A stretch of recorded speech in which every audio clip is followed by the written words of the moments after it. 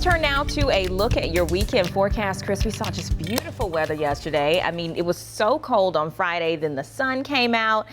Are we going to keep doing this dance, or are things going to get just nicer? I think we turn into a slow dance. Okay. You know, just a nice gentle sway back and forth. But it's not going to be the best song to dance to this morning, because check it out. This is a video I actually took on my way to work this morning.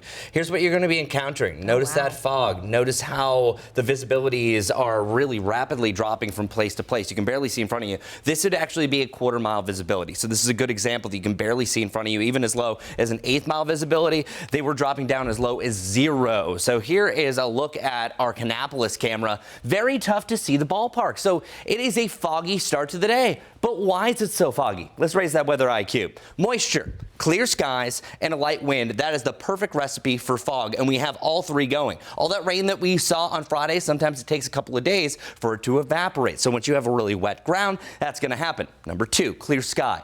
This is our Dallas sky cam. 1,450 feet up in the atmosphere. It is clear, but we have these thick clouds down below. That's all fog is. It's just a ground cloud. Eventually, it's going to burn off, and whenever you have winds about 3 miles per hour to a calm status, that doesn't break up the fog. So that is an ideal setup for a foggy start to the day, and boy, is it foggy. So our fog alert really over the next couple of hours is going to be in that dense fog range to a quarter to a half mile by about 8 a.m. After that, things start to improve. Still mile visibility not great, but it's really that quarter limitation that's really tough to drive in. And then by the end of the morning, we're just going to see a little bit of a light haze and eventually clear heading into the afternoon. It is also a very mild start to the day. This actually feels more like May. It is the 1st of March, but we use the other M-named month. 51 degrees is our morning low so far. That's what you can expect for the early part of May. High temperatures today going to reach the upper 60s. This is going to be a delightful day, even close to 60 degrees up in the mountains. So certainly feeling like March, the new month, is going to be good to us.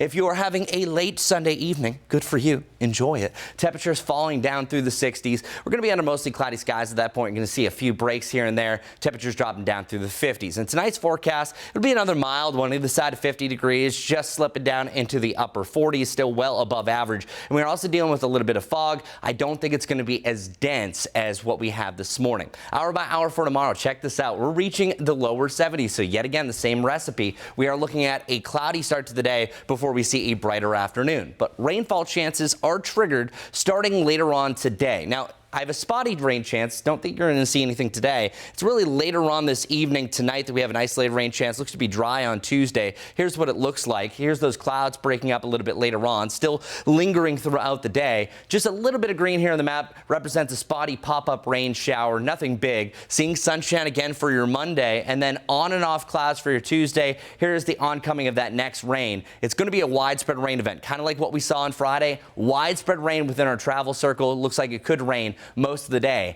on Wednesday. So that's the big one. That's the day that you absolutely need the umbrella. Our Guy Roofing 7-day forecast shows that front will eventually strip our temperatures down, eventually bringing us to the lower 60s to start off next weekend.